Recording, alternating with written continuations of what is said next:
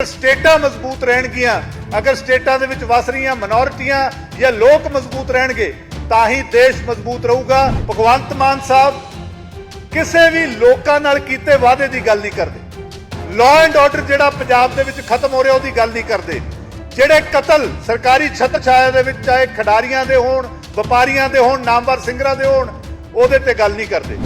और मुख मंत्री का म्यार लगातार एडा नीचे डिग गया कि हुण क्योंकि लोगों की सपोर्ट खत्म हो गई, लोग अज आम आदमी पार्टी तो दुखी ने, तो हुण 200 बंदियां दी गैदरिंग हॉल दे विच रख के उहनूं मुख मंत्री संबोधन करते हैं। और जिहड़े अपने वर्कर बिठा लेंदे ने वो भी नीचों ताड़ियां मारते हैं कि जी भगवंत मान तेरी सोच ते पहरा देंगे। ठोक कादी सोचते पहरा देना। मुख्यमंत्री भगवंत मान साहब नूं मेरा सीधा चैलेंज है कि पंजाब के सवालों का जवाब दिओ। प्रेजिडेंट ते स्पोक्सपर्सन सरदार हरजीत सिंह जी भुल्लर ते हाई कोर्ट तो और लीगल सैल के senior vice president advocate Ravinder Sampla साहब, देखो जिस मुद्दे ते गल करन दे लई तुहानूं बुलाया है वो ये जिहड़ियां 2024 दीयां पार्लीमेंट दीयां चोणां चल रहीआं ने, ये गल किसी मंच ते होनी बहुत जरूरी है। क्योंकि देश दे विच जिहड़ियां दो पार्टियां नैशनल पार्टियां जिन्हां ने तकरीबन सब तो लंबा समा जे भारत दे उत्ते राज कीता तां आही दो पार्टियां ने कीता, कांग्रेस ने ते भारतीय जनता पार्टी ने। ते 75 साल दी आजादी तो बाद अज जदों चोणां दे विच दोनों पार्टियां ना तां इह विकास दी गल करदियां ने, ना इह सोशल वेलफेयर स्कीमां दी गल करदियां ने, ना ये गल करदियां ने कि रुपया साडा डॉलर के मुताबिक कितना गिरदा जा रहा है या भारत अज विश्व दे विच कित्थे खड़ा है। ये गल नहीं हो रही। गरीब नूं रोटी की गल नहीं हो रही, ਉਹਦੇ सिर ते छत की गल नहीं हो रही।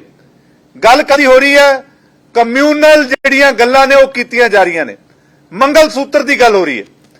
सो मेरा दोनों पार्टियां नूं सीधा सीधा सवाल है कि की ये बाबा साहब अंबेडकर ने जो संविधान बनाया सी कि ये दोनों पार्टियां जो दा अपमान नहीं कर रही, इस गल का खुल के जवाब देण। क्योंकि देश दे विच माइनॉरिटीज़ दे खिलाफ जिहड़ा एक माहौल बनाउण दी कोशिश हो रही है, जिहड़ी वोट पोलराइजेशन की जा रही है, यह बहुत चिंता का विषय है ते श्रोमणी अकाली दल डट के इसदा विरोध करदा। श्रोमणी अकाली दल पंजाब दी इकलौती खेतरी पार्टी, अकाल तख्त साहब तो वरसाई पार्टी, गुरु साहब के सिद्धांतां ते चलण वाली पार्टी। की क्या बाबा नानक ने, मानस की जात सब एको पहचान लो। ते अज देश दे विच गल्लां असीं की कर रहे हैं कि देश दे विच आ गल्लां होणीआं चाहीदियां ने। सो श्रोमणी अकाली दल ये दोनों पार्टियां दी करड़ी निंदा करदा है, क्योंकि पंजाब माइनॉरिटीज़ दा गुलदस्ता है। जिहड़ियां देश दे विच मेजोरिटियां ने वो भी उरे माइनॉरिटियां ने, ते जिहड़ियां माइनॉरिटीज़ ने उरे सारियां उन्हां दा गुलदस्ता है। और यही एक खूबसूरती है कि देश दे विच जदों भी कम्यूनल गल हुई पंजाब ने सिरे तो नकारी। पंजाब ने कदे भी किसी भी जातिवाद गल दा या जिहड़ी फिरकू गल होवे या जिहड़ी अमन ते भाईचारक सांझ नूं लांबू लाउंदी होवे, पंजाब ने वो गल्लां नूं हमेशा नकारिया। ताही चाहे 47 होवे चाहे 84 होवे, पंजाब दे विच कदे भी धर्मां दे विच वंडियां नहीं पईयां। ये पंजाब नूं बख्शिश है। और अज देश भी ये मंग करता है या लोगों के विच मंग है कि जो भारत के संविधान की असल आत्मा है वो तो फेडरल स्ट्रक्चर है। भारत एक यूनियन ऑफ स्टेट्स है। ये जिहड़ा असीं बार बार नैशनलिज्म की गल करते हैं, ये जिहड़ी असीं पावर देश की एक जगह लेके जानी चाहुंदे हैं, ये सारे उहदे सिट्टे निकल रहे ने। क्योंकि जिहड़े सूबे ने वो अंगां वांगू ने कि जे अंग स्वस्थ रहणगे, जे अंग मजबूत रहणगे तां ही शरीर तकड़ा है। और अगर स्टेटां मजबूत रहणगियां, अगर स्टेटां दे विच वस रहीआं माइनॉरिटियां या लोक मजबूत रहणगे तां ही देश मजबूत रहूगा। और भारत की सरकार नूं और जिहड़ियां नैशनल पार्टियां ने ये गल्लां नूं समझ लेना चाहिए। और अज लोग भी खास करके पंजाबी भी ये गल सोचते हैं कि खेतरी पार्टियां दे हत्थ दे विच ताकत होनी चाहिए है तां जो खेतर की गल होवे और ये जिहड़ी पावर एक थां ते जारी है इहनूं नकारिया जा सके। और दूजा जिहड़ा विषय है वो भी एक नैशनल पार्टी दा है, बट वो नैशनल पार्टी जिहदा नाल नाल पंजाब दे विच भी राज है, वो है साडे मुख मंत्री भगवंत मान। क्योंकि अगर देश दे विच भी कोई सहूलतां दी गल नहीं कर रहा, कोई राष्ट्रीय मुद्दिआं दी गल नहीं कर रहा, पंजाब दी राजनीति दे विचों भी मुद्दे गायब होंदे जा रहे हैं। भगवंत मान साहब ਕਿਸੇ ਵੀ ਲੋਕਾਂ ਨਾਲ ਕੀਤੇ ਵਾਅਦੇ ਦੀ ਗੱਲ ਨਹੀਂ ਕਰਦੇ। ਲਾਅ ਐਂਡ ਆਰਡਰ ਜਿਹੜਾ ਪੰਜਾਬ ਦੇ ਵਿੱਚ ਖਤਮ ਹੋ ਰਿਹਾ ਉਹਦੀ ਗੱਲ ਨਹੀਂ ਕਰਦੇ। ਜਿਹੜੇ ਕਤਲ ਸਰਕਾਰੀ ਛੱਤ ਛਾਇਆ ਦੇ ਵਿੱਚ ਚਾਹੇ ਖਿਡਾਰੀਆਂ ਦੇ ਹੋਣ, ਵਪਾਰੀਆਂ ਦੇ ਹੋਣ, ਨਾਮਵਰ ਸਿੰਗਰਾਂ ਦੇ ਹੋਣ, ਉਹਦੇ ਤੇ ਗੱਲ ਨਹੀਂ ਕਰਦੇ। ਔਰ ਮੁੱਖ ਮੰਤਰੀ ਦਾ ਮਿਆਰ ਲਗਾਤਾਰ ਏਡਾ ਨੀਚੇ ਡਿੱਗ ਗਿਆ ਕਿ ਹੁਣ ਕਿਉਂਕਿ ਲੋਕਾਂ ਦੀ ਸਪੋਰਟ ਖਤਮ ਹੋ ਗਈ, ਲੋਕ ਅੱਜ ਆਮ ਆਦਮੀ ਪਾਰਟੀ ਤੋਂ ਦੁਖੀ ਨੇ, ਤਾਂ ਹੁਣ 200 ਬੰਦਿਆਂ ਦੀ ਗੈਦਰਿੰਗ ਹਾਲ ਦੇ ਵਿੱਚ ਰੱਖ ਕੇ ਉਹਨੂੰ ਮੁੱਖ ਮੰਤਰੀ ਸੰਬੋਧਨ ਕਰਦੇ ਨੇ। ਔਰ ਜਿਹੜੇ ਆਪਣੇ ਵਰਕਰ ਬਿਠਾ ਲੈਂਦੇ ਨੇ ਉਹ ਵੀ ਨੀਚੋਂ ਤਾੜੀਆਂ ਮਾਰਦੇ ਨੇ ਕਿ ਜੀ ਭਗਵੰਤ ਮਾਨ ਤੇਰੀ ਸੋਚ ਤੇ ਪਹਿਰਾ ਦੇਾਂਗੇ ਠੋਕ। ਕਾਹਦੀ ਸੋਚ ਤੇ ਪਹਿਰਾ ਦੇਣਾ? ਕਿ ਗੁਰੂ ਸਾਹਿਬ ਦੇ ਜਿਹੜੇ ਗੁਰਧਾਮ ਨੇ ਸਾਡੇ, ਉਹਨਾਂ ਤੇ ਜਿਹੜਾ ਪੁਲਿਸ ਚਾੜੀ ਉਹ ਵਾਲੀ ਸੋਚ ਤੇ ਪਹਿਰਾ ਦੇਣਾ? ਕਿ ਜਿਹੜੇ ਸਾਡੇ ਮਸ਼ਹੂਰ ਸਿੰਗਰਾਂ ਦੇ ਕਤਲ ਹੋਏ ਨੇ ਔਰ ਉਹਨਾਂ ਦੇ ਕਾਤਲ ਜਿਹੜੇ ਕੋਰਟਾਂ ਨੇ ਪੀਓ ਡਿਕਲੇਅਰ ਕੀਤੇ ਨੇ, ਉਹ ਇਹਨਾਂ ਦੇ ਮੰਤਰੀਆਂ ਦੇ ਚੋਣ ਪ੍ਰਚਾਰ ਦੇ ਵਿੱਚ ਚੋਣ ਪ੍ਰਚਾਰ ਕਰਦੇ। ਹੁਣ ਮੈਂ ਮੀਤ ਹੇਰ ਦੀ ਗੱਲ ਕਰਦਾ ਕਿ ਉਹ ਸੋਚ ਦੇ ਉੱਤੇ ਪਹਿਰਾ ਦੇਣਾ। 75,000 ਕਰੋੜ ਦਾ ਕਰਜ਼ਾ ਜਿਹੜਾ ਪੰਜਾਬ ਦੇ ਸਿਰ ਤੇ ਚੜਾਇਆ, ਕਿ ਉਹ ਸੋਚ ਤੇ ਪਹਿਰਾ ਦੇਣਾ? ਜਾਂ ਜਿਹੜਾ 2500 ਕਰੋੜ ਹੁਣ ਇਹ ਕੋਡ ਆਫ ਕੰਡਕਟ ਦੇ ਦੌਰਾਨ ਲੜਿਆ, ਇਹ ਸੋਚ ਦੇ ਉੱਤੇ ਪਹਿਰਾ ਦੇਣਾ? ਮੁੱਖ ਮੰਤਰੀ ਭਗਵੰਤ ਮਾਨ ਸਾਹਿਬ ਨੂੰ ਮੇਰਾ ਸਿੱਧਾ ਚੈਲੰਜ ਹੈ ਕਿ ਪੰਜਾਬ ਦੇ ਸਵਾਲਾਂ ਦਾ ਜਵਾਬ ਦਿਓ। ਭਗਵੰਤ ਮਾਨ ਹੋਣ, ਅਰਵਿੰਦ ਕੇਜਰੀਵਾਲ ਹੋਣ, ਜਾਂ ਪੰਜਾਬ ਦਾ ਇਹਨਾਂ ਦਾ ਹੋਰ ਕੋਈ ਵੀ ਲੀਡਰ ਹੋਵੇ, ਚੁਣਾਵ ਦੇ ਇਹਨਾਂ ਦੇ ਬਹੁਤ ਵਾਅਦੇ ਸੀ, ਬਹੁਤ ਮੁੱਦੇ ਸੀ, ਪੂਰੇ ਤਾਂ ਖਰੇ ਤਾਂ ਕਿਸੇ ਤੇ ਵੀ ਨਹੀਂ ਉਤਰੇ। ਪਰ ਜਿਹੜਾ ਸਭ ਤੋਂ ਵੱਡਾ ਸੀ ਉਹ ਸੀ ਐਮਐਸਪੀ ਦਾ ਮੁੱਦਾ। ਔਰ ਅੱਜ ਬਹੁਤ ਸ਼ਰਮ ਦੇ ਨਾਲ, ਬਹੁਤ ਮਾਯੂਸੀ ਦੇ ਨਾਲ ਪੰਜਾਬ ਨੂੰ ਇਹ ਦੱਸਣਾ ਪੈਂਦਾ ਔਰ ਪੰਜਾਬ ਇਹ ਜਾਣਦਾ ਕਿ ਮੁੱਖ ਮੰਤਰੀ ਆਪਦੇ ਐਮਐਸਪੀ ਦੇ ਵਾਅਦੇ ਤੋਂ ਭੱਜ ਗਏ ਨੇ। ਮੁੱਖ ਮੰਤਰੀ ਕਹਿੰਦੇ ਮੈਂ ਤਾਂ ਐਮਐਸਪੀ ਦੇ ਹੀ ਨਹੀਂ ਸਕਦਾ। ਤਾਂ ਭਗਵੰਤ ਮਾਨ ਸਾਹਿਬ ਅੱਜ ਨੈਤਿਕਤਾ ਡਿਮਾਂਡ ਕਰਦੀ ਹੈ ਕਿ ਮੁੱਖ ਮੰਤਰੀ ਦੀ ਕੁਰਸੀ ਛੱਡ ਦਿਓ, ਕਿਉਂਕਿ ਤੁਹਾਡਾ ਸਿੰਗਲ ਪੁਆਇੰਟ ਏਜੰਡਾ ਸੀ ਕਿ ਜੀ ਐਮਐਸਪੀ ਦੇਾਂਗੇ। ਜੇ ਕੈਪਟਨ ਅਮਰਿੰਦਰ ਸਿੰਘ ਨਹੀਂ ਦੇ ਸਕਦਾ ਕੁਰਸੀ ਛੱਡ ਦੇ, ਅਸੀਂ ਦੇਾਂਗੇ। ਕੇਜਰੀਵਾਲ ਸਾਹਿਬ ਕਹਿੰਦੇ ਸੀ ਮੈਂ ਦੇਵਾਂਗਾ, ਉਹ ਇੱਕ ਇਹਨਾਂ ਦੀ ਮੰਤਰੀ ਸੀ, ਉਹ ਤਾਂ ਕਹਿੰਦੇ ਸੀ 5 ਮਿੰਟਾਂ 'ਚ। ਕੇਜਰੀਵਾਲ ਸਾਹਿਬ ਨੇ ਸਾਰਾ ਫਾਰਮੂਲਾ ਤਿਆਰ ਕਰ ਲਿਆ, ਉਹ ਦੇਾਂਗੇ। ਸੋ ਜਿਹੜਾ ਮੁੱਖ ਮੰਤਰੀ ਆਪਣੀ ਕਹੀ ਹੋਈ ਗੱਲ ਤੇ ਕਾਇਮ ਨਹੀਂ ਰਹਿ ਸਕਦਾ, ਜਿਹੜਾ ਆਪਣੀ ਗੱਲ ਤੋਂ ਹੀ ਝੂਠਾ ਪੈ ਗਿਆ, ਤਾਂ ਜੋ ਕਿਹੜੇ ਮੂੰਹ ਦੇ ਨਾਲ ਲੋਕਾਂ ਦੇ ਵਿੱਚ ਜਾ ਕੇ ਨਵੇਂ ਵਾਅਦੇ ਕਰਨਾ ਚਾਹੁੰਦੇ ਨੇ? ਮੈਂ ਭਗਵੰਤ ਮਾਨ ਸਾਹਿਬ, ਤੁਹਾਨੂੰ ਮੇਰਾ ਸਿੱਧਾ ਸਵਾਲ ਹੈ ਕਿ ਕਿਉਂ ਨਹੀਂ ਤੁਸੀਂ ਪੰਜਾਬ ਦੇ ਵਿੱਚ 2 ਸਾਲ ਦੀ ਸਰਕਾਰ ਦੀ ਪ੍ਰਾਪਤੀਆਂ ਤੇ ਗੱਲ ਕਰਦੇ? ਕਿਉਂ ਸਾਰੇ ਚੋਣ ਪ੍ਰਚਾਰ ਨੂੰ ਸਿਰਫ ਵਿਰੋਧੀਆਂ ਦੇ ਖਿਲਾਫ ਤੂ ਮੈਂ ਦੇ ਵਿੱਚ ਉਲਝਾਉਣਾ ਚਾਹੁੰਦੇ ਹੋ? ਔਰ ਕਨਫਿਊਜ਼ਡ ਬਹੁਤ ਰਹਿੰਦੇ ਨੇ। ਇੱਕ ਪਾਸੇ ਤਾਂ ਕਹਿੰਦੇ ਜੀ 75 ਸਾਲਾਂ 'ਚ ਹੋਇਆ ਕੁਛ ਨਹੀਂ, ਕੱਲ ਉੱਥੇ ਗੁਰਦਾਸਪੁਰ 'ਚ ਫਿਰਦੇ ਸੀ।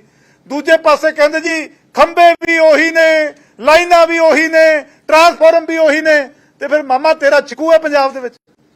ਮਤਲਬ ਭਗਵੰਤ ਮਾਨ ਸਾਹਿਬ ਤੁਸੀਂ ਪੰਜਾਬ ਨੂੰ ਦੇਣ ਕੀ ਹੈ ਤੁਹਾਡੀ? ਮੈਂ ਸਿੱਧਾ ਪੁੱਛਦਾ ਕਿ ਕੀ ਭਗਵੰਤ ਮਾਨ ਸਾਹਿਬ ਦੀ ਸਰਕਾਰ ਨੇ ਕੋਈ ਵੱਡਾ ਨਵਾਂ ਕਾਲਜ ਪੰਜਾਬ ਨੂੰ ਦਿੱਤਾ? ਕਿਉਂਕਿ ਅਕਾਲੀ ਦਲ ਦੀ ਸਰਕਾਰ ਨੇ ਤਾਂ ਮੈਨੂੰ ਲੱਗਦਾ ਕਿ ਸਿੱਖਿਆ ਦੇ ਖੇਤਰ ਦੇ ਵਿੱਚ ਬਹੁਤ ਕੰਮ ਕੀਤਾ ਹੈ। ਚਾਹੇ ਸਾਡੀ ਹਰਗੋਬਿੰਦ ਖੁਰਾਣਾ ਸਕੀਮ ਹੋਵੇ, ਚਾਹੇ ਸਾਡੇ ਮੈਰੀਟੋਰੀਅਸ ਸਕੂਲਾਂ ਦੀ ਸਕੀਮ ਹੋਵੇ, ਚਾਹੇ ਮਾਈ ਭਾਗੋ ਦੀ ਅਕੈਡਮੀ ਹੋਵੇ, ਚਾਹੇ ਮਹਾਰਾਜਾ ਰਣਜੀਤ ਸਿੰਘ ਦੀ ਅਕੈਡਮੀ ਹੋਵੇ, ਜਿੱਥੇ ਸਾਡੇ ਬੱਚਿਆਂ ਨੂੰ ਆਰਮਡ ਫੋਰਸਿਸ ਲਈ ਬੱਚਿਆਂ ਨੂੰ ਟ੍ਰੇਨ ਕੀਤਾ ਜਾਂਦਾ ਹੈ। ਤਾਂ ਭਗਵੰਤ ਮਾਨ ਸਾਹਿਬ ਤੁਸੀਂ ਪੰਜਾਬ ਨੂੰ ਕੀ ਦਿੱਤਾ? ਸਵਾਲ ਨੰਬਰ 1 ਲੋਕਾਂ ਨੂੰ ਆ ਕੇ ਦੱਸੋ। ਸ਼੍ਰੋਮਣੀ ਅਕਾਲੀ ਦਲ ਪੀਜੀਆਈ ਏਮਜ਼ ਲੈ ਕੇ ਆਇਆ, ਤੇ ਭਗਵੰਤ ਮਾਨ ਸਾਹਿਬ ਕੀ ਲੈ ਕੇ ਆਏ? 10/12 ਦੀ ਪੈਰਾਸੀਟਾਮੋਲ ਦੀ ਦੁਕਾਨ। ਆਓ ਦੱਸੋ ਪੰਜਾਬੀਆਂ ਨੂੰ। ਕੋਈ ਨਵਾਂ 에ਅਰਪੋਰਟ 2 ਸਾਲਾਂ ਦੇ ਵਿੱਚ ਪੰਜਾਬ ਨੂੰ ਦਿੱਤਾ ਹੋਵੇ ਤਾਂ ਉਹ ਦੱਸੋ। ਤੇ ਜਿਹੜੇ ਪਾਵਰ ਸਰਪਲਸ ਸੂਬੇ ਦੀ ਤੁਸੀਂ ਹਾਮੀ ਭਰਦੇ ਹੋ, ਜਿਹੜੇ ਸੋਲਰ ਸਿਸਟਮ ਦੀ ਗੱਲ ਕਰਦੇ ਹੋ, ਇਹ ਕੌਣ ਲਾ ਕੇ ਗਿਆ? ਇਹ ਤਾਂ ਸਾਰਾ ਸ਼੍ਰੋਮਣੀ ਅਕਾਲੀ ਦਲ ਦਾ ਕੰਮ ਹੈ। ਭਗਵੰਤ ਮਾਨ ਸਾਹਿਬ ਦਾ ਇਹ 'ਚ ਕੀ ਹੈ? ਤੇ ਕੱਲ ਉੱਥੇ ਜਾ ਕੇ ਗੁਰਦਾਸਪੁਰ ਦੇ ਵਿੱਚ ਉਹੀ ਪੁਰਾਣੀਆਂ ਰਟੀਆਂ ਰਟਾਈਆਂ ਗੱਲਾਂ ਕਿ ਜੀ ਮੈਂ ਇਹ ਕਰਤਾ ਜੀ, ਮੈਂ ਅਫਸਰਾਂ ਨੂੰ ਬੁਲਾ ਲਿਆ ਜੀ, ਨੱਕੇ ਮੋੜਨ ਵਾਲੀ ਗੱਲ ਕਰਤੀ। ਮਾਨ ਸਾਹਿਬ ਨੱਕਾ ਤਾਂ ਤੁਸੀਂ ਨਹੀਂ ਆਪਣੀ ਜ਼ਿੰਦਗੀ 'ਚ ਮੋੜਿਆ ਕਦੇ। ਤੁਹਾਨੂੰ ਸਾਰਾ ਸੰਗਰੂਰ, ਸਾਰਾ ਧੂਰੀ, ਸਾਰਾ ਸਤੌਜ ਜਾਣਦਾ ਕਿ ਕਿੰਨੇ ਕੁ ਨੱਕੇ ਮੋੜਦੇ ਰਹੇ ਹੋ। ਪਰ ਸਵਾਲ ਤਾਂ ਇਹ ਖੜਾ ਹੁੰਦਾ ਹੈ ਕਿ ਜਿਹੜਾ ਵਿਰੋਧੀਆਂ ਦੇ ਖਿਲਾਫ ਕਰਦੇ ਹੋ, ਕੱਲ ਹਰੀਆਂ ਮਿਰਚਾਂ, ਲਾਲ ਮਿਰਚਾਂ, ਮੈਂ ਇਹਦੇ ਤਾਂ ਨਹੀਂ ਜਾਣਦਾ ਕਿ ਹਰੀਆਂ ਲਾਲ ਮਿਰਚਾਂ ਕੀ ਨੇ, ਪਰ ਮਾਨ ਸਾਹਿਬ ਤੁਹਾਡੇ ਲੱਗਦੀਆਂ ਬਹੁਤ ਨੇ ਦੋਨੇ ਹੀ ਸ਼੍ਰੋਮਣੀ ਅਕਾਲੀ ਦਲ ਦੇ ਨਾਮ ਤੋਂ। ਇਹਦਾ ਕਾਰਨ ਕੀ ਹੈ ਕਿ ਦੱਸਣ ਨੂੰ ਅੱਜ ਤੁਹਾਡੇ ਕੋਲ ਕੰਮ ਨਹੀਂ ਹੈਗੇ। ਸੂਬੇ ਦੇ ਵਿੱਚ ਅਗਰ ਲਾਅ ਐਂਡ ਆਰਡਰ ਵਿਗੜਿਆ ਤਾਂ ਤੁਸੀਂ ਵਿਗਾੜਿਆ। ਅਗਰ ਹਾਈ ਕੋਰਟ ਨੂੰ ਕਹਿਣਾ ਪਿਆ ਕਿ ਨਸ਼ਾ ਪੰਜਾਬ ਸਰਕਾਰ ਵਿਕਾਰੀ ਹੈ ਤਾਂ ਉਹਦੇ ਜ਼ਿੰਮੇਵਾਰ ਤੁਸੀਂ। ਅਗਰ ਅਰਵਿੰਦ ਕੇਜਰੀਵਾਲ ਦੇ ਨਾਲ ਰਲ ਕੇ ਆਮ ਆਦਮੀ ਪਾਰਟੀ ਨੇ ਐਕਸਾਈਜ਼ ਘੁਟਾਲਾ ਕੀਤਾ 338 ਕਰੋੜ ਦਾ, ਜਿੱਥੇ ਸੁਪਰੀਮ ਕੋਰਟ ਨੇ ਮੋਹਰ ਲਾਈ ਤੇ ਕੇਜਰੀਵਾਲ ਜੇਲ੍ਹ ਦੇ ਵਿੱਚ ਬੈਠਾ ਹੈ, ਤਾਂ ਅੱਜ ਭਗਵੰਤ ਮਾਨ ਸਾਹਿਬ ਜ਼ਿੰਮੇਵਾਰੀ ਲੈਂਦੇ ਨੇ ਇਸ ਗੱਲ ਦੀ ਕਿ ਪੰਜਾਬ ਦਾ 75,000 ਕਰੋੜ ਦਾ ਕਰਜ਼ਾ ਸਿਰਫ ਉਸ ਭ੍ਰਿਸ਼ਟ ਬੰਦੇ ਨੂੰ ਨੈਸ਼ਨਲ ਲੀਡਰ ਬਣਾਉਣ ਦੇ ਲਈ ਲਿਆ ਗਿਆ। ਵੱਡੇ ਵੱਡੇ ਇਸ਼ਤਿਹਾਰ ਮਨੀਪੁਰ, ਕੇਰਲਾ, ਨਾਗਾਲੈਂਡ, ਮਿਜ਼ੋਰਮ ਪਤਾ ਨਹੀਂ ਕਿੱਥੇ ਕਿੱਥੇ ਲੱਗਦੇ ਰਹੇ ਤੇ ਉਹ ਬੰਦਾ ਐਕਸਾਈਜ਼ ਘੁਟਾਲਾ ਕਰਕੇ ਜੇਲ੍ਹ ਦੇ ਵਿੱਚ ਬੈਠਾ ਹੈ। ਦੱਸੋ ਪੰਜਾਬ ਦਾ ਐਡਾ ਨੁਕਸਾਨ ਤੁਸੀਂ ਅਰਵਿੰਦ ਕੇਜਰੀਵਾਲ ਦੇ ਮਗਰ ਲੱਗ ਕੇ ਕਿਉਂ ਕੀਤਾ? ਇਸ ਗੱਲ ਦੀ ਜਵਾਬਦੇਹੀ ਚਾਹੀਦੀ ਹੈ। ਔਰ ਤੀਸਰੀ ਗੱਲ, ਜਿਹੜੀ ਗੱਲ ਤੁਸੀਂ ਰੈਲੀ 'ਚ ਬਹੁਤ ਜ਼ੋਰ ਸ਼ੋਰ ਨਾਲ ਕਹੀ, ਤੁਸੀਂ ਗੱਲ ਕਹੀ ਕਿ ਜੀ ਬੇਅਦਬੀਆਂ ਅਕਾਲੀ ਦਲ ਨੂੰ ਤੁਸੀਂ ਜ਼ਿੰਮੇਵਾਰ ਠਹਿਰਾਇਆ ਤੇ ਭਗਵੰਤ ਮਾਨ ਸਾਹਿਬ ਤੁਸੀਂ ਭੁੱਲ ਗਏ ਕਿ ਮੁੱਖ ਮੰਤਰੀ ਕੌਣ ਹੈ ਸੂਬੇ ਦਾ? ਬੇਅਦਬੀਆਂ ਦਾ ਚਲਾਨ ਕਿਹਨੇ ਪੇਸ਼ ਕੀਤਾ ਸੂਬੇ ਦੇ ਵਿੱਚ? ਭਗਵੰਤ ਮਾਨ ਸਾਹਿਬ ਨੇ ਆਪ ਕੀਤਾ। ਫਿਰ ਕਿਉਂ ਲੋਕਾਂ ਨੂੰ ਮੂਰਖ ਬਣਾ ਰਹੇ ਆਪਾਂ? ਉਹ ਬੇਅਦਬੀ ਦੇ ਚਲਾਨ ਦੇ ਵਿੱਚ ਸ਼੍ਰੋਮਣੀ ਅਕਾਲੀ ਦਲ ਦੇ ਲੀਡਰ ਦਾ ਛੱਡੋ, ਵਰਕਰ ਤੱਕ ਦਾ ਨਾਂ ਨਹੀਂ। ਪਰ ਅੱਜ ਪੰਜਾਬ ਇਹ ਜਾਣਨਾ ਚਾਹੁੰਦਾ ਹੈ ਕਿ ਅਗਰ ਸੁਪਰੀਮ ਕੋਰਟ ਦੇ ਵਿੱਚ ਭਗਵੰਤ ਮਾਨ ਸਾਹਿਬ ਦੀ ਸਰਕਾਰ ਕੇਸ ਹਾਰੀ ਤੇ ਉਹ ਬੇਅਦਬੀਆਂ ਦੀ ਟ੍ਰਾਇਲ ਪੰਜਾਬ ਤੋਂ ਬਾਹਰ ਗਈ, ਉਹਦੀ ਜ਼ਿੰਮੇਵਾਰੀ ਕਿਹਦੀ ਹੈ? ਕੀ ਇਹ ਤੁਹਾਡੀ ਡੇਰੇ ਨਾਲ ਮਿਲੀ ਭੁਗਤ ਸੀ? ਇਹਦਾ ਪੰਜਾਬੀਆਂ ਨੂੰ ਆ ਕੇ ਜਵਾਬ ਦਿਓ। ਔਰ ਕੱਲਾ ਕੇਸ ਹੀ ਨਹੀਂ ਬਾਹਰ ਭੇਜਿਆ, ਮੁੜ ਕੇ ਹਾਈ ਕੋਰਟ ਚੋਂ ਡੇਰਾ ਰਾਮ ਰਹੀਮ ਆ ਕੇ ਸਟੇ ਵੀ ਲੈ ਗਿਆ। ਪੰਜਾਬ ਸਰਕਾਰ ਨੇ ਅਪੋਜ਼ ਨਹੀਂ ਕੀਤੀ ਤਾਂ ਫਿਰ ਅੱਜ ਬੇਅਦਬੀਆਂ ਦਾ ਅਸਲ ਦੋਸ਼ੀ ਕੌਣ ਹੈ? ਜਿਹੜੀ ਸੁਲਤਾਨਪੁਰ ਲੋਧੀ ਫੌਜ ਚੜੀ, ਗੋਲੀਆਂ ਚਲਾਈਆਂ, ਉਹ ਬੇਅਦਬੀ ਦਾ ਦੋਸ਼ੀ ਕੌਣ ਹੈ? ਤੇ ਟਿਕਟਾਂ ਸ਼੍ਰੋਮਣੀ ਅਕਾਲੀ ਦਲ ਤਾਂ ਮੈਨੂੰ ਲੱਗਦਾ ਮਾਨ ਸਾਹਿਬ ਹਰ ਇੱਕ ਸੀਟ ਤੇ 4-4 ਦਾਅਵੇਦਾਰ ਨੇ ਤੇ ਆਮ ਆਦਮੀ ਪਾਰਟੀ ਦਾ ਇਹ ਹਾਲ ਹੋ ਗਿਆ ਕਿ ਵਰਕਰਾਂ ਨੂੰ ਨਹੀਂ ਟਿਕਟਾਂ ਦਿੱਤੀਆਂ, ਜਾਂ ਐਮਐਲਏ ਨੂੰ, ਜਾਂ ਮੰਤਰੀਆਂ ਨੂੰ, ਜਾਂ ਤਿਤਲੀਆਂ ਨੂੰ। ਤਾਂ ਫਿਰ ਕਰਮਜੀਤ ਅਨਮੋਲ ਨੂੰ ਕਿਉਂ ਟਿਕਟ ਦਿੱਤੀ? ਜੀਪੀ ਸਾਹਿਬ ਨੂੰ ਕਿਉਂ ਦਿੱਤੀ? ਤੇ ਜਿਹੜਾ ਅਕਾਲੀ ਦਲ ਨੇ ਇੱਕ ਉਮੀਦਵਾਰ ਜਿਹਨੂੰ ਅਕਾਲੀ ਦਲ ਨੇ ਨਾ ਬਾਈ ਇਲੈਕਸ਼ਨ 'ਚ ਟਿਕਟ ਦਿੱਤੀ ਨਾ ਐਤਕੀ ਟਿਕਟ ਦੇਣੀ ਸੀ, ਉਹਨੂੰ ਤਾਂ ਤੁਸੀਂ ਲਿਜਾ ਕੇ ਟਿਕਟ ਵੀ ਦਿੱਤੀ ਰਾਤੋਂ ਰਾਤ ਜੁਆਇਨ ਕਰਾ ਕੇ। ਤੇ ਤੁਸੀਂ ਸਵਾਲ ਕਰੋ ਅਕਾਲੀ ਦਲ ਤੇ, ਤੁਹਾਨੂੰ ਸ਼ੋਭਾ ਨਹੀਂ ਦਿੰਦਾ। ਔਰ ਮੰਤਰੀਆਂ ਦੇ ਉੱਤੇ ਮੇਰੇ ਚੌਥੇ ਸਵਾਲ ਦਾ ਜਵਾਬ ਦੇ ਕੇ ਜਾਇਓ ਕਿ ਕੈਬਨਿਟ ਮੰਤਰੀ ਜ਼ਿਆਦਾ ਪਾਵਰਫੁਲ ਹੁੰਦਾ ਮਾਨ ਸਾਹਿਬ, ਉਹਦੇ ਕੋਲ ਸਟੇਟ ਦਾ ਜ਼ਿਆਦਾ ਬਜਟ ਹੁੰਦਾ ਕਿ ਐਮਪੀ ਬਣ ਕੇ ਉਹ ਸੂਬੇ ਦਾ ਵੱਧ ਭਲਾ ਕਰ ਸਕਦਾ ਹੈ? ਕਿਉਂਕਿ ਐਮਪੀ ਤਾਂ ਪਹਿਲਾਂ ਵੀ ਤੁਹਾਡੇ ਗੁੰਗੇ ਬੋਲੇ 7 ਹੈਗੇ ਨੇ ਜਿਹੜੇ ਪੈਸੇ ਲੈ ਕੇ ਤੁਸੀਂ ਰਾਜ ਸਭਾ ਦੇ ਵਿੱਚ ਭੇਜੇ। ਅੱਜ ਕੋਈ ਆਇਆ ਕੇਜਰੀਵਾਲ ਦੀ ਹਮਾਇਤ ਤੇ? ਉਹਨਾਂ ਚੋਂ ਤੁਹਾਡੇ 7 ਜਿਹੜੇ ਰਾਜ ਸਭਾ 'ਚ ਗਏ ਨੇ ਕੇਜਰੀਵਾਲ ਦੀ ਹਮਾਇਤ ਤੇ ਕਿਉਂ ਨਹੀਂ ਆਇਆ? ਕਿਉਂਕਿ ਅਗਲੇ ਜਾਣਦੇ ਨੇ ਭਾਈ ਆਪਾਂ ਤਾਂ ਸੀਟ ਖਰੀਦੀ ਹੈ, ਆਪਾਂ ਕਿਸੇ ਦੀ ਮਿਹਨਤ ਕਰਕੇ ਕੀ ਲੈਣਾ। ਸੋ ਹੁਣ ਜਿਹੜੇ ਨਵੇਂ ਭੇਜੋਗੇ ਉਹ ਕੀ ਕਰ ਲੈਣਗੇ?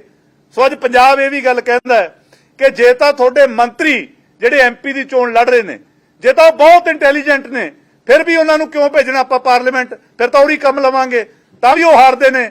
ਜੇ ਉਹ ਨਕੰਮੇ ਨੇ, ਜੇ ਉਰੇ ਨਹੀਂ ਕੁਝ ਕਰ ਸਕਦੇ, ਫਿਰ ਵੀ ਉਹ ਪਾਰਲੀਮੈਂਟ ਕਿਉਂ ਭੇਜਣੇ? ਸੋ ਮੰਤਰੀ ਤਾਂ ਸਾਰੀ ਚੋਣ ਚੋਂ ਬਾਹਰ ਨੇ, ਤਿਤਲੀਆਂ ਬਾਹਰ ਨੇ। ਕਲਾਕਾਰ ਜਿਹੜੇ 2016 ਚ ਕਹਿੰਦੇ ਸੀ ਕਿ ਆ ਕੇ ਲੈ ਲਓ ਮੇਰਾ ਸਾਰਾ ਪਿੰਡ ਵਿਕਾਊ ਹੈ, ਤੇ ਅੱਜ ਉਹੀ ਕਲਾਕਾਰਾਂ ਨੇ ਪਤਾ ਨਹੀਂ ਕਿਹੜੇ ਮਸਲੇ ਹੱਲ ਕਰਾ ਲਏ, ਉਹ ਤੁਰੇ ਫਿਰਦੇ ਨੇ। ਇਹ ਸਵਾਲਾਂ ਦੇ ਜਵਾਬ ਭਗਵੰਤ ਮਾਨ ਸਾਹਿਬ ਪੰਜਾਬ ਦੇ ਲੋਕਾਂ ਨੂੰ ਦਿਓ। ਔਰ ਜਿਹੜਾ ਸਭ ਤੋਂ ਇੰਪੋਰਟੈਂਟ ਗੱਲ ਹੈ ਉਹ ਹੈ ਕਿ ਜਿਹੜਾ ਇਹ ਨਵਾਂ ਗੱਠਜੋੜ ਹੈ, ਦੇਖੋ ਅੱਜ ਮੈਂ ਇੱਕ ਸਿੰਬਲ ਵੀ ਲਾਂਚ ਕਰਦਾ ਹਾਂ, ਇਹ ਆਮ ਆਦਮੀ ਪਾਰਟੀ ਤੇ ਕਾਂਗਰਸ ਦਾ ਜਿਹੜਾ ਅਨੈਤਿਕ ਗੱਠਜੋੜ ਹੈ, ਹੱਥ ਦੇ ਵਿੱਚ ਝਾੜੂ, ਇਹ ਅਸਲੀਅਤ ਇਹਨਾਂ ਦੀ। ਬਾਹਰਲੇ ਸੂਬਿਆਂ ਦੇ ਵਿੱਚ ਤਾਂ ਰਾਹੁਲ ਗਾਂਧੀ, ਕੇਜਰੀਵਾਲ, ਭਗਵੰਤ ਮਾਨ ਸਾਹਿਬ ਇਹ ਐ ਫਿਰਦੇ ਨੇ ਜਿਵੇਂ ਲਾਵਾਂ ਲੈਣੀਆਂ ਹੁਣ ਇੱਕ ਦੂਜੇ ਦੇ ਮਗਰ, ਤੇ ਪੰਜਾਬ ਦੇ ਵਿੱਚ ਆ ਕੇ ਇਧਰੋਂ ਝਾੜੂ ਕੱਢ ਲੈਂਦਾ, ਉਧਰੋਂ ਪੰਜਾ ਲੈ ਕੇ ਖੜ ਜਾਂਦੇ ਨੇ। ਕੀ ਪੰਜਾਬੀਆਂ ਨੂੰ ਨਹੀਂ ਦਿਖਦਾ? ਕੀ ਇਹ ਨੈਤਿਕ ਗੱਠਜੋੜ ਨਹੀਂ? ਕਿ ਇਸੇ ਗੱਠਜੋੜ ਦੇ ਤਹਿਤ ਪਹਿਲਾਂ ਤਾਂ ਖਹਿਰਾ ਸਾਹਿਬ ਨਾਲ ਤੁਹਾਡੀ ਮੈਨੂੰ ਲੱਗਦਾ ਇਸ ਲੈਵਲ ਤੇ ਤੁਸੀਂ ਕਹਿੰਦੇ ਸੀ ਵੀ ਖਹਿਰਾ ਸਾਹਿਬ ਨੇ ਤਾਂ ਐਨਡੀਪੀਐਸ ਦਾ ਕੰਮ ਕੀਤਾ, ਤੁਸੀਂ ਸਵੇਰੇ ਸੁੱਤੇ ਪਿਆਂ ਨੂੰ ਚੱਕਣ ਤੱਕ ਗਏ, ਔਰ ਹੁਣ ਸੁਪਰੀਮ ਕੋਰਟ 'ਚ ਕਹਿੰਦੇ ਅਸੀਂ ਕੇਸ ਹੀ ਨਹੀਂ ਚਲਾਉਣਾ। ਕੀ ਇਹ ਇਸੇ ਠੱਗ ਬੰਧਨ ਦਾ ਨਤੀਜਾ ਨਹੀਂ?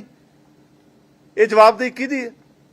ਔਰ ਅੱਜ ਪੰਜਾਬ ਦੇ ਲੋਕ ਕੈਮਰਾ ਲੈ ਕੇ ਸਵਾਲ ਕਰਨ, ਜਿੱਥੇ ਇਹਨਾਂ ਦੇ ਮੰਤਰੀ ਜਾਣ, ਐਮਐਲਏ ਜਾਣ, ਕੈਂਡੀਡੇਟ ਜਾਣ, ਚਾਹੇ ਉਹ ਕਾਂਗਰਸ ਦਾ ਚਾਹੇ ਆਮ ਆਦਮੀ ਪਾਰਟੀ ਦਾ, ਆਪਣੀ ਐਮਐਸਪੀ ਨੂੰ ਲੈ ਕੇ ਸਵਾਲ ਕਰੋ, ਆਪਣੇ ਲਾਅ ਐਂਡ ਆਰਡਰ ਨੂੰ ਲੈ ਕੇ ਸਵਾਲ ਕਰੋ, ਔਰ ਕੈਮਰਾ ਲਾਈਵ ਰੱਖੋ।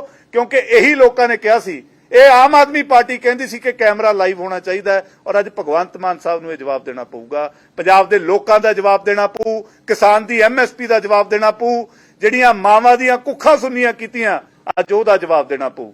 ਤੇ ਕੱਲ ਜਵਾਬ ਕੀ ਦਿੱਤਾ? ਕਹਿੰਦਾ ਸ਼ਹਿਰੀ ਕਲਸੀ ਨੂੰ ਬਣਾ ਕੇ ਤੁਸੀਂ ਐਮਪੀ ਭੇਜ ਦਿਓ, ਪਾਸਵਰਡ ਤਾਂ ਮੇਰੇ ਕੋਲ ਹੈਗੇ ਪਾਰਲੀਮੈਂਟ ਦੇ, ਮੈਂ ਦੇ ਦੂੰ। ਮੈਂ ਮਾਨ ਸਾਹਿਬ ਹੱਥ ਬੰਨ ਕੇ ਬੇਨਤੀ ਕਰਦਾ, ਤੁਸੀਂ ਆਪਣੇ ਵਾਲੇ ਪਾਸਵਰਡ ਨਾ ਸ਼ਹਿਰੀ ਕਲਸੀ ਨੂੰ ਦੇ ਦਿਓ, ਕਿਉਂਕਿ ਜੇ ਤੁਹਾਡੇ ਵਾਲੇ ਪਾਸਵਰਡ ਲੈ ਕੇ ਕਿਤੇ ਸ਼ਹਿਰੀ ਕਲਸੀ ਗਲਤੀ ਦੇ ਨਾਲ ਵੀ ਪਹੁੰਚ ਗਿਆ ਤਾਂ ਫਿਰ ਬਹੁਤ ਮੈਂਬਰ ਪਾਰਲੀਮੈਂਟਾਂ ਨੂੰ ਸ਼ਿਕਾਇਤ ਕਰਨੀ ਪੈਣੀ ਹੈ ਔਰ ਨਵੀਂ ਪਾਰਲੀਮੈਂਟ 'ਚ ਆਪਾਂ ਹੁਣ ਉਸ ਤਰੀਕੇ ਦਾ ਕੋਈ ਸਮੈਲ ਸਮੂਲ ਵਾਲੀ ਗੱਲ ਨਹੀਂ ਆਉਣ ਦੇਣੀ ਜਿਹੜੀ ਪੁਰਾਣੀ ਪਾਰਲੀਮੈਂਟ 'ਚ ਆਈ ਸੀ। ਨਵੀਂ ਪਾਰਲੀਮੈਂਟ ਨੂੰ ਆਪਾਂ ਉਸ ਪਾਸੇ ਨੂੰ ਥੋੜਾ ਸ਼ੁੱਧ ਰੱਖਣਾ। ਸੋ ਅੱਜ ਮੇਰਾ ਸਿੱਧਾ ਸਵਾਲ ਹੈ, ਚਾਹੇ ਦੇਸ਼ ਦੀ ਪਾਰਟੀ ਹੈ, ਚਾਹੇ ਸਾਡੇ ਆਪਦੇ ਭਗਵੰਤ ਮਾਨ ਸਾਹਿਬ ਹੈ, ਕਿ ਕੀ ਪੰਜਾਬ ਦੇ ਵਿੱਚ ਮੁੱਦਿਆਂ ਤੇ ਰਾਜਨੀਤੀ ਕਰਨੀ ਹੈ? ਕੀ ਸ਼੍ਰੋਮਣੀ ਅਕਾਲੀ ਦਲ ਨੇ ਜਿਹੜੇ ਅੱਜ ਸਵਾਲ ਕੀਤੇ ਨੇ ਕੰਮਾਂ ਦੇ, ਕੀ ਉਹਨਾਂ ਤੇ ਰਾਜਨੀਤੀ ਕਰਨੀ ਹੈ? ਕੀ ਲੋਕ ਭਲਾਈ ਸਕੀਮਾਂ ਤੇ ਰਾਜਨੀਤੀ ਕਰਨੀ ਹੈ, ਜਾਂ ਸਿਰਫ ਤੂੰ ਮੈਂ ਦੀ ਜਿਹੜੀ ਰਾਜਨੀਤੀ ਸੂਬੇ ਦੇ ਵਿੱਚ ਖੜੀ ਹੋਈ ਹੈ ਉਹ ਕਰਨੀ ਹੈ? ਕਿਉਂਕਿ ਮੁੱਖ ਮੰਤਰੀ ਭਗਵੰਤ ਮਾਨ ਆਪਣੀ ਹਰ ਇੱਕ ਗੱਲ ਤੋਂ ਮੁੱਕਰ ਕੇ ਆਪਣੀ ਕ੍ਰੈਡੀਬਿਲਿਟੀ ਗਵਾ ਚੁੱਕੇ ਨੇ। ਪਰ ਇੱਕ ਗੱਲ ਇਸ ਵਾਰ ਮਾਨ ਸਾਹਿਬ ਤੁਹਾਡੀ 100% ਸੱਚੀ ਹੋਣੀ ਹੈ ਕਿ ਪੰਜਾਬ 'ਚ 0-13 ਹੋਣਾ।